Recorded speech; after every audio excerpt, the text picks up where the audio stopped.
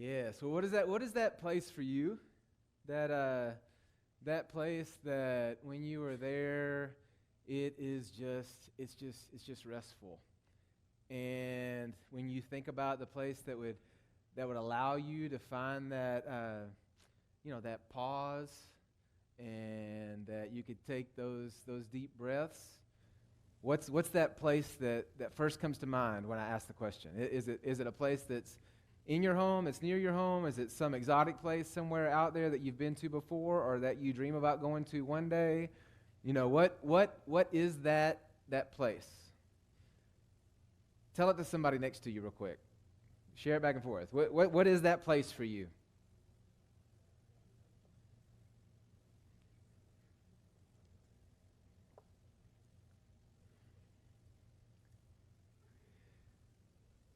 For me, that place has been the beaches in Thailand. Now, if you don't know, our family got to travel and live overseas a little bit, and so we got to go to some of these beaches. In fact, the McCalls that were sent out from the Grove that live in Thailand now, I think I saw something that they got to be at one of those beaches this last week, and I'm pretty jealous.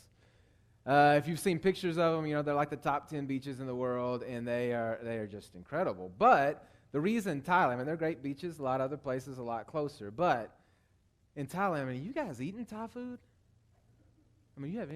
Even if you don't like Thai food, I promise you, Thai food on the ground in Thailand is absolutely incredible. Spicy papaya salad. I know salad and good don't seem to go together, but I promise you, spicy papaya salad is incredible. Mango sticky rice. Anybody had some mangoes? That's what I'm talking about. So, you got mangoes, right? But they get this rice that, is sticky. And then this, icing that goes over the top of it. And I know that sounds weird, but I promise you it's incredible. In fact, whenever we would be there, that's all Terry would eat to the point that she would get sick. Not because she didn't like anything else, but she just liked it so much. They had it in the airport, and so as we were leaving, she would always make me buy one last, and it was horrible in the airport as compared, but one last mango sticky rice. They got these donuts in the malls there. I'm not a donut eater, but they're different donuts. They're like a bunch of dough balls, all stuck together, and they've got this different texture, and I could just eat my weight in those things. So the food is incredible. And crazy cheap. So that's another thing. If you haven't picked up yet, I'm a cheapskate. And so going to a place that it's less expensive is awesome for me, because I'm like, not only did I enjoy that donut, but I paid nothing for it. Not only did I eat my fill of green curry, but I paid $2 for it. And that's just fun, right? That's just fun. And then the people are nice. Everybody seems to have a smile on their face, and Thai is this crazy hard tonal language, and so you don't, it's really hard for you to understand, but you hear everybody it's like they're singing. Everybody's, it's all got these. In fact, just to say hello, and I'll butcher this horribly, but it's like, Sawadee ka, Sawadee ka. Doesn't that just make you happy? And so all of these things are happening around you, and it just makes it fun. But I think the thing that makes it that special place for me, and maybe it's this part of me, the rebel part, to be in a place that there are rules, but they're not really rules, and that some of the crazy strict rules, hall monitor type stuff we got going on around here, it's just not there. So when you're at the beach, it's just kind of no holes barred. They do the parasail, but the boat just pulls up on the shore, and you just jump on. And I remember watching somebody go out there and jump on, and they were up in the sky, and they were having some trouble, which is, they might have some trouble. That's one of the downsides. But anyway, the guy would just jump on the line and climb, shimmy up the rope, and go check on the person and make sure that they were okay. It's like, that's the way it ought to be, and it's just fun to be in a place where it's like, speed limit, there's not really a rule. Because sometimes the fun places you try to go around here, right? They just suck all the fun out of it because there's too many rules. And so when the rules aren't really rules, it's like, man, this is my kind of place. Kind of feels like when you're back in school and you've got this really hard teacher who's real strict, and they're out one day, and you got a sub. Oh, yeah. This is sub day, man. We're going to get away with whatever we want to get away with today. I remember looking over at my buddies and being like, oh, yeah, it's on. Until the day that that mean teacher came back and had told the sub to write down the name of anybody who broke his rules. And he lined us all up in the hall and walked out with this massive paddle. I realized, oh, I guess that was really a rule.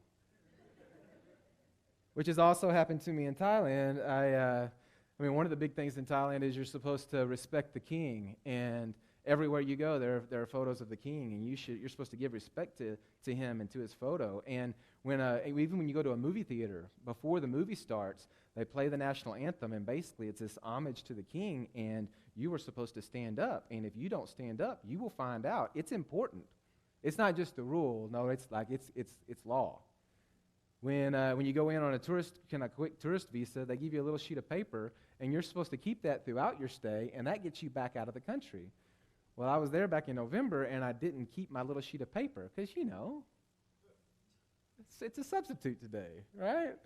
Well, the immigration lady was like, like, what? You're not going to let me out of the country? Where's your sheet of paper? I don't have my sheet of paper. And we just kind of stood there for a while. Finally, she gave me a sheet to fill out, but she acted very upset with me. Found out, man, this is actually a rule. And what happens when you're in a place like that is you get lulled into kind of feeling like I'm above the law, and like nothing really counts. This is the way India was, and when we moved back, I had a horrible time submitting to rules because like we just lulled into like things we kind of are above them. And I fear that as followers of Jesus, that we live under grace, and the more that we understand grace, sometimes I think something that we start to maybe do is get lulled to the place that commands aren't really, that, some of the things that God says, this is a really important thing that you should take really seriously, we kind of go, but,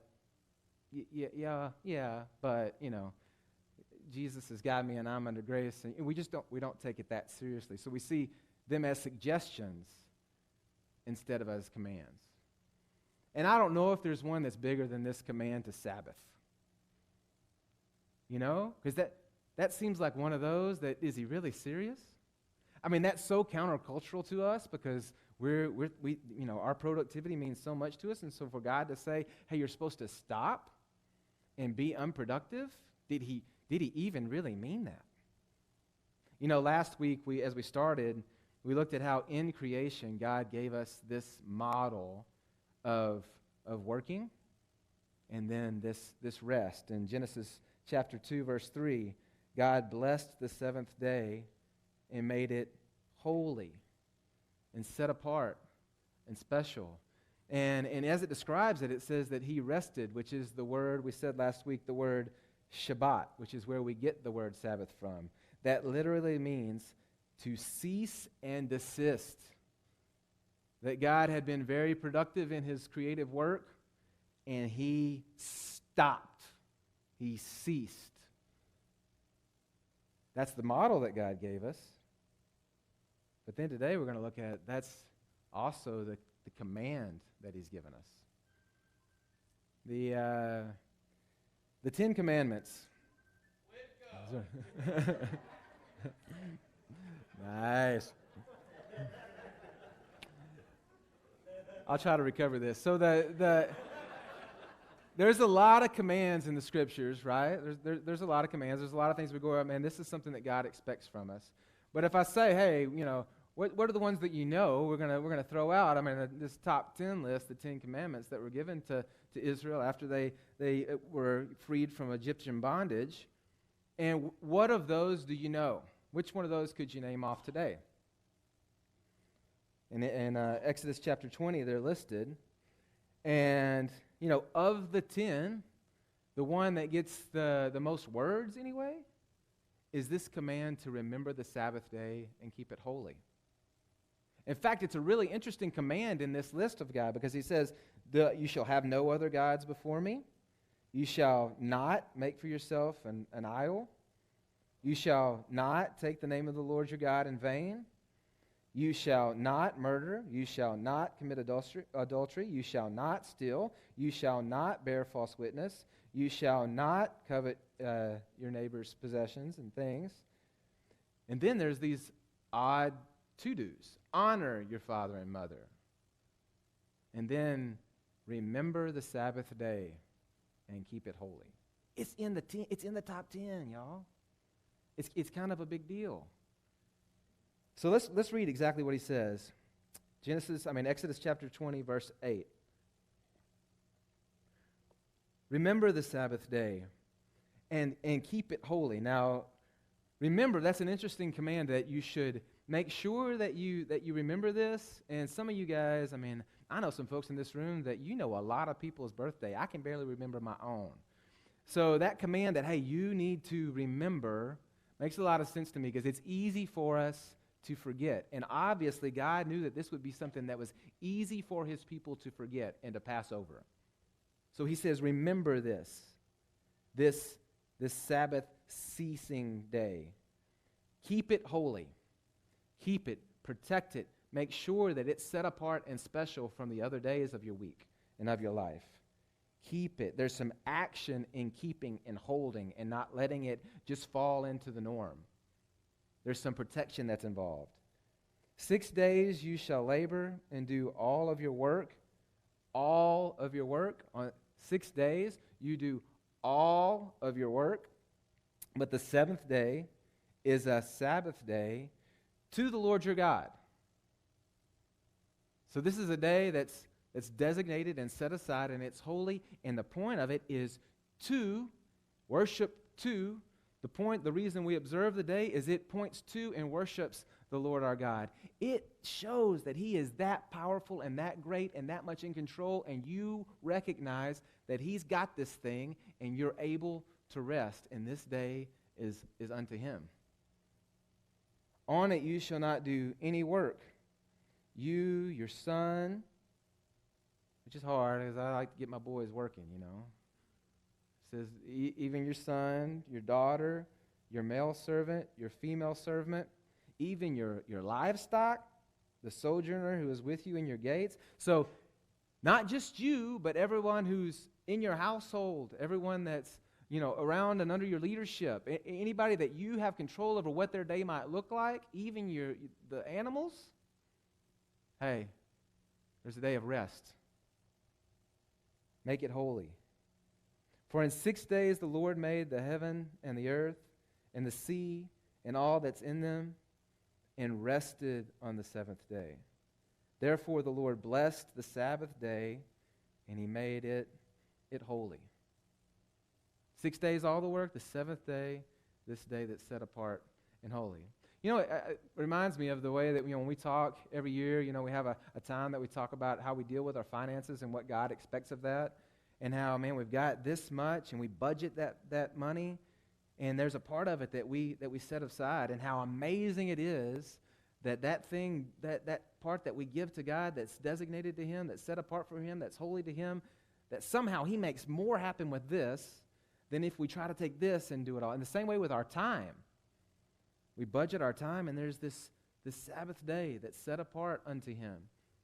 And it's crazy how he can make us more productive with this time than if we try to do all of this. This book that I was reading, actually, Emotionally Healthy Spirituality, that we had the class off of, the guy that wrote it was talking about how these pioneers, and I'll butcher this story too, but these pioneers were headed across country, headed west, and they had a debate between them because they weren't celebrating the Sabbath, and they were pushing it all 7 days. And a group of them said, no, we need to take a Sabbath day and honor our God. And some of them said, hey, we can't do that. We won't make it in time. So half of them observed the Sabbath and half of them didn't. Guess which group got there first? The group that observed the Sabbath. Because God knows what he's doing. Remember the Sabbath day. Keep it holy. It would be easy to just forget and maybe just blow by it. I had something happen a couple weeks ago. Terry and I had our 22nd wedding anniversary. And I know Charlie's been talking about his 25th. I guess he'll always be ahead of me. But we got 22. And we planned and made sure we did some fun things and had a lot of fun. But I made a critical error, fellas, which after 22 years, I shouldn't have made. But I made it. I made all this plan, and we did all these incredible things, but we did it the days before the actual date. You know? So when the actual date came, man, I had spent all my money, I had taken all my time, and the actual date, I didn't really plan anything all that special that day. You know, it's not that I didn't remember it. I just didn't think that it was that big of a deal because we had, even before the date, we had celebrated well. So I wake up that morning and fixing some breakfast, and Terry walks in, and she just kind of got this scowl on her face, you know? Bad attitude. I mouthed something off about what your problem is, you know? Kind of do what I did. I made a couple jokes thinking that would cheer her up. Only made it worse. Got to lunch, thought, well, surely by lunch she's going to be better. No, she was acting the same way. Now it had rubbed off on the kids. They had a bad attitude too. I mean, what's your problem, you know? Started to feel it kind of stir up in me, like, hey, I'm not liking this, you know? We had so much fun these last few days. I did all these things. Man, I obviously honored our anniversary, but now you're acting like this. What's wrong with you today? Got to dinner. She was still acting that way, and I had this kind of thought way back in my mind, like, I mean, does she care that today is the actual day and we're not doing anything on the actual day? But I just kind of pushed that thought aside, like, no, man, we had so much fun the days before. Man, it comes time to go to bed, and I just blow up. Hey, what's your deal? She blows up back at me, and we're throwing things, you know. I mean, we're at fever pitch, mad, and finally she says, because today's the anniversary day. I said, I know, but we did this, but today's the day. The day mattered. It mattered. And I just kind of blew by like it didn't matter. We can take this command and we can just kind of blow by it and pretend like it doesn't matter, but it matters to God, y'all. And when we say that He's Lord, saying that He's Lord and actually living like He's Lord are, you know, right? Those are two different things. And for most of us, we just blow right by this command like He doesn't really mean it, but He means it, and it matters. And if He's going to be our Lord, then we're gonna obey. Shabbat is also a covenant between us and our God. It's this symbol and this sign of the relationship that we have with Him and how incredible that He is. In Exodus chapter 31, it goes further into detail about what God expects from the Sabbath. Beginning in verse 12, he says, "And the Lord said to Moses, you are to speak to the people of Israel and say, above all, you shall keep my Sabbaths."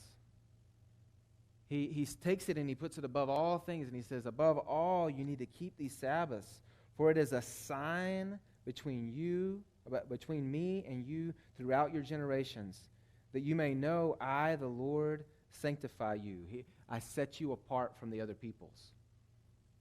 So keep it in context, right? This people, God's chosen people, Israel, have been in Egyptian bondage. In fact, in Exodus chapter 1, it kind of gives a description of what that was like for them. The Egyptians were in dread of the people of Israel, so they ruthlessly made the people of Israel work as slaves and made their lives bitter with hard service and mortar and brick and all kinds of work in the field. In all their work, they ruthlessly made them work as slaves. So that's what their life was like in Egyptian bondage, and now God has set them free. And He has this covenant relationship with His people. And this day of a Sabbath is a day that free people get to rest. And all the peoples around them that are looking on, this people and their God, they have a relationship with their God where they get a day off. And this sign and this symbol that they celebrated again and again. So to God, it's a huge deal. This is like this between Terry and I. You know, we made some commitments 22 years ago to one another, and we put these rings on each other's fingers. And this is a sign and a seal that says, hey, I am in a covenant special relationship with that woman. Not with anybody else. It's between me and her. And if I take it off, then it's like, what? Then I look like I'm just an ordinary single guy. No, but when I got my sign and my seal on, this says that I'm connected to her and we're committed to one another. Here in Exodus chapter 31, it's like this is this sign of this covenant relationship that you have with me, God says. Tells everybody and all your neighbors looking on that we're connected and that you trust me and that I provide for you, that you can trust that I'm going to take care of you. So much so that you can have a day that's unproductive. And I'm going to meet your needs. I'm going to protect you. Your God is that big and that strong, and your worship to me is stopping and recognizing it, ceasing. Shabbat. You shall keep the Sabbath because it is holy and special for you. Everyone who profanes it shall be put to death. Now, I don't know, man, all the commands that are in the Scriptures, you might just put a special note by the ones that carry a death sentence. I was talking to Charlie earlier this week. He said he did that one time in college. He just went through and figured, I might want that list. Any command that God made that had a death sentence, I might just want to know what that list is, This is one of those commands that God says it carries, for Israel, it carries a death sentence. You keep the Sabbath. Everyone who profanes it will be put to death. Whoever does work on it, that soul shall be cut off from among the people. Why is it such a big deal to him? Because this is one of those huge signs for them and for everybody watching them, that this God, Yahweh, is different. He's different. He set them free, and he's powerful. So powerful that they can cease. And if they don't celebrate it, then it hurts that witness, it hurts that reputation. And God cares about his reputation, and he cares about this covenant relationship. So he says, keep the Sabbaths. 6 days you shall work, but on the seventh day is a Sabbath of solemn. Solemn is complete rest, holy and set apart to the Lord. Whoever does any work on the Sabbath shall be put to death. That's twice. That's twice he said, man, this thing is important.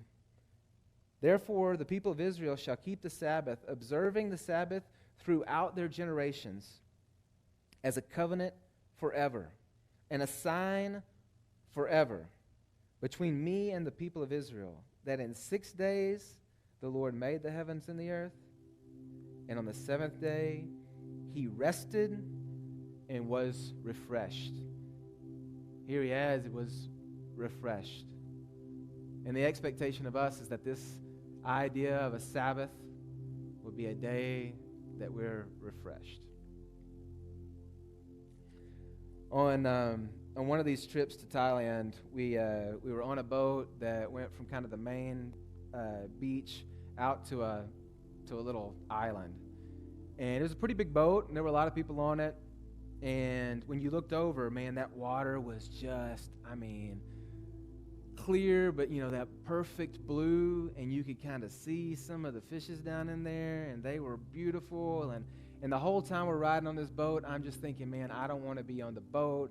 I want to be with the fishies. I want to be in the water, How quickly can this boat stop so I can get off the boat and get it in the water? Well, sure enough, they stop, and they say something about, hey, we're going to stop here for a while. And then all I heard was blah, blah, blah, blah, blah, blah, blah, because I had already taken off for a dead sprint for the front of the boat, and I did my best swan dive.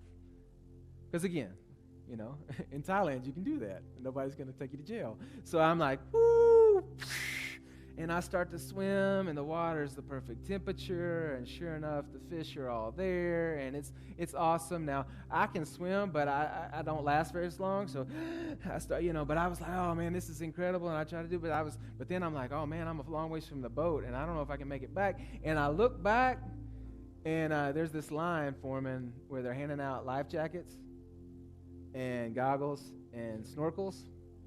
And I guess that's what that guy said after he said, we're going to stop and you can swim a little while. And I thought at that moment, I probably would be enjoying this thing a little bit more if I had just put the life jacket on and the goggles and the snorkel.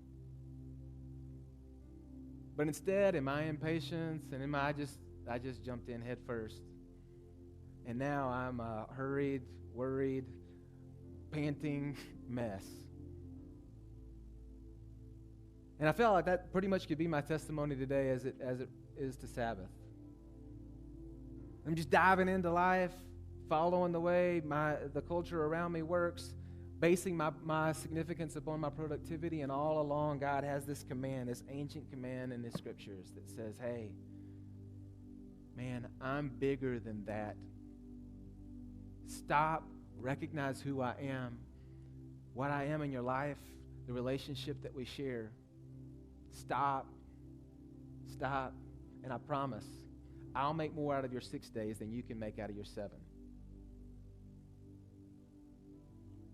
The question is, am I going to obey?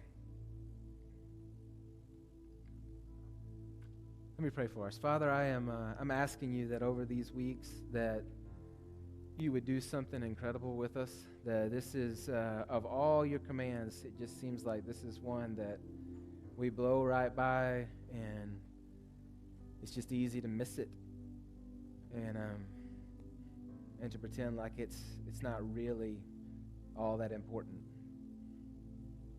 And I think we can probably float along that way for a while, and then sooner or later, we find the end of ourselves, that you're God and we're not.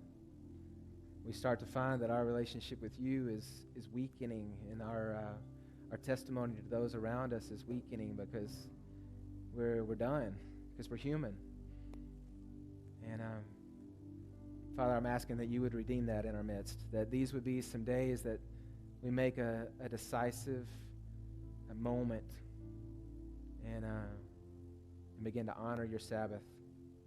Thank you for the blessing of it. Amen.